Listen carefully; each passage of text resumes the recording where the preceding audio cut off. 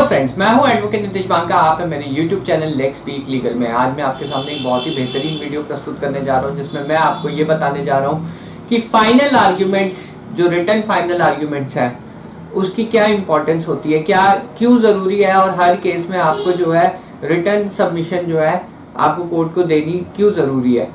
देखिए, क्या होता है कि आपका जब भी केस डलता है, आपको तो आप तो शुरू से फॉलो अप करते हो उस केस को, और 2 या 3 या 4 साल जो है निकल जाते हैं और केस जो है आगे बढ़ता है और एक फाइनल स्टेज तक पहुंच जाता है, जहां पे जो है जज जो है डिसीजन जो है जज साहब जो है डिसीजन सुना देते हैं।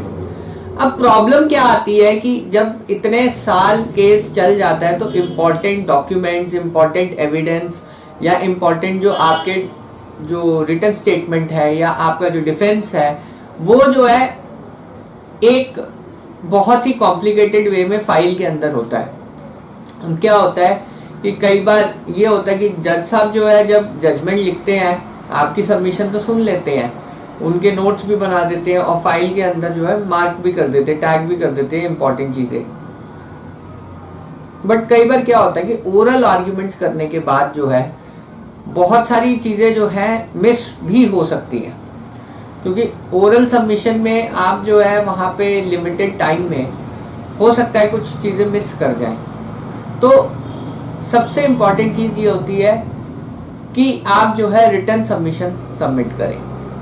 अब कई चीजें जज साहब से भी मिस हो सकती है, ह्यूमन एरर हो सकता है। तो अगर वो चीज जो है मिस ना हो और एक जो पूरी फाइल है, अगर आप ये पूरी फाइल देखिए, अगर ये इतनी मोटी फाइल है, अगर आप एक समरी बना के इसकी दे देंगे तो कितना इजी होगा चीजों को ढूंढना। चीजें मार्क्ड है इसके अंदर, और अगर इसमें जो है सबमिशन जो है आपकी वो जो है टैग्ड हो, मार्क्ड हो, और उसके रिलेटेड जो है जजमेंट्स अगर आप दे देंगे तो केस समझना इजी होगा। और उसमें जो पॉइंट्स आपने लिखे हैं एज इट इज जजमेंट में डालने बहुत इजी रहेगा जज साहब के लिए, ज्यादा एफर्ट नहीं लगाना पड़ेगा केस के अंदर। वर्सेस जो आप ओरली सबमिट कर रहे हो कोर्ट को, ओरल आर्ग्यूमेंट्स करते हो, ओरली में प्रॉब्लम क्या आती है कि ओरली आर्ग्यूमेंट्स में जो है कई चीजें मिस हो सकती हैं, मे बी जज साहब से मिस हो या आपके वकील साहब से मिस हो सकती है।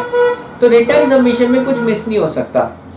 जो जजमेंट्स हैं उसके इंपॉर्टेंट पैराग्राफ आप मार्क करके दे सकते हो सकता है कि जब आप मैन्युअली जजमेंट्स दो, हो सकता है कई पैराग्राफ मार्क ना किए हो सकता है कि कई एविडेंस, जो इंपॉर्टेंट एविडेंस है, वो जो है टैग नहीं हो पाया किसी न किसी वजह से।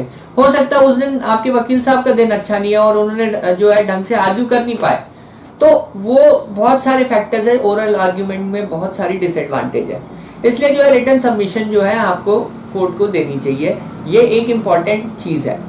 मेरे केस में ऐसा हुआ था कि मेरा जो था आर्ग्यूमेंट इतना अच्छा नहीं हुआ था, उस केस में मैंने जो है रिटन सबमिशन ऑलरेडी सबमिट कर दिए थे आर्ग्यूमेंट्स करने से पहले ही, और आर्ग्यूमेंट्स मेरे किसी ना किसी वजह से अच्छा नहीं हुआ। मैंने सोचा मैं वो केस हार गया, पर आप यकीन नहीं मानेंगे, जब उस केस का जजमेंट आया तो एज इट इज जज साहब ने मेरी जो रिटन आर्ग्यूमेंट्स थी ना, उससे एज इट इज पैराग्राफ उठा के जजमेंट के अंदर डाल दिया।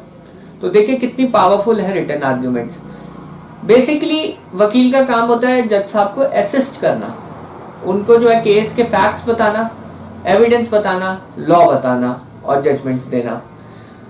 जो ये सब चीजें हैं, अगर आप एक डॉक्यूमेंट में समराइज कर देंगे 4 या 5 पेज में, जो आपका 4 साल 5 साल पुराना केस है या उससे भी पुराना केस है, उसको अगर आप समरी बना के दे देंगे तो कितना इजी होगा जज साहब के लिए अंडरस्टैंड करना।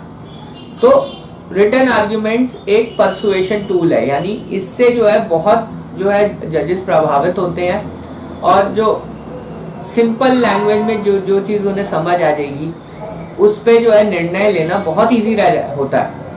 वर्सेस आपका ऑपोजिट काउंसिल, जिसने कॉम्प्लिकेटेड वे में, चाहे उसका केस स्ट्रांग भी हो सकता है स्ट्रांग हो, पर उसने बड़ी कॉम्प्लिकेटेड वे में आर्ग्यू किया और आपने जो है सिंपल सी सबमिशन अपनी दे दी। तो कौन सी चीज आपको ज्यादा समझ आएगी, आप ये बताइए।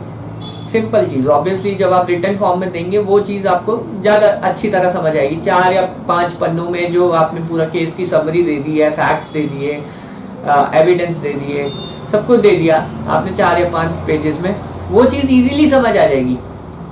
रादर देन जो आप आर्ग्यू कर रहे हो उस टाइम कंफ्यूजन हो सकता है, बहुत सारी चीजें जो है ओरली करने में बहुत कंफ्यूजन हो जाता है, क्योंकि इतनी मोटी फाइल होती है, इतने पन्ने होते हैं, कई चीजें समझ भी नहीं आती कई बार, तो हो जाता है ये नॉर्मल है।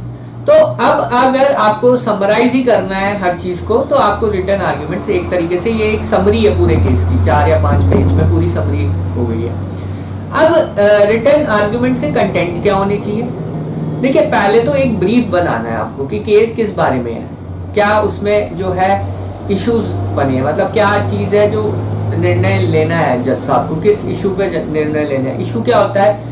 जो दोनों पार्टीज के बीच में डिस्प्यूट होता है वो इशू होता है। डिस्प्यूट क्या है, ब्रीफ फैक्ट्स क्या है केस के, और डिस्प्यूट क्या है, ये दोनों चीजें जो है बिल्कुल ब्रीफ में जो है जज साहब को समझाना है। जैसे 498A का केस है, इशू ब्रीफ फैक्ट्स ये है, लड़की ने इल्जाम लगाया ऐसे ऐसे दहेज का और हैरेसमेंट का। इशू ये है कि दहेज मांगा गया या नहीं मांगा गया, ये इशू है। इसके बाद जो है एविडेंस है। बर्डन ऑफ प्रूफ प्रोसिक्यूशन पे होता है, प्रोसिक्यूशन ने जो जो विटनेसेस एग्जामिन किए उनमें क्या कॉन्ट्राडिक्शन आई, क्यों जो है वो विटनेस रिलायबल नहीं है, ये सब चीजें जो है आपको ब्रीफ समरी में देने हैं। क्या क्या चीजें प्रोसिक्यूशन ने मिस कर दी हैं, मेडिकल नहीं था या फिर जो की विटनेसेस हैं वो एग्जामिन नहीं हुए, ये सब चीजें आपको जो है एविडेंस के उसमें दे देनी है। और लास्ट में एक कंक्लूजन कि जनाब केस मेंटेनेबल नहीं है, क्योंकि एविडेंस जो है बियॉन्ड रीजनेबल डाउट प्रूफ नहीं करता केस को, फला केस को, और ये की विटनेसेस एग्जामिन नहीं हुए, मेडिकल हुआ नहीं, और कंप्लेंट कोई टाइमली मैनर में की नहीं, और जो भी चीजें हैं आपको जो है वो करना है। स्त्री धन की रिकवरी हुई नहीं, ना स्त्री धन की इंटरेस्टमेंट का कोई प्रूफ है।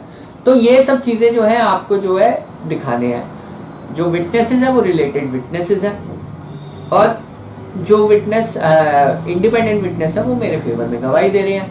मेरे विटनेसेस इंडिपेंडेंट विटनेसेस हैं और उनके जो है रिलेटेड विटनेसेस हैं।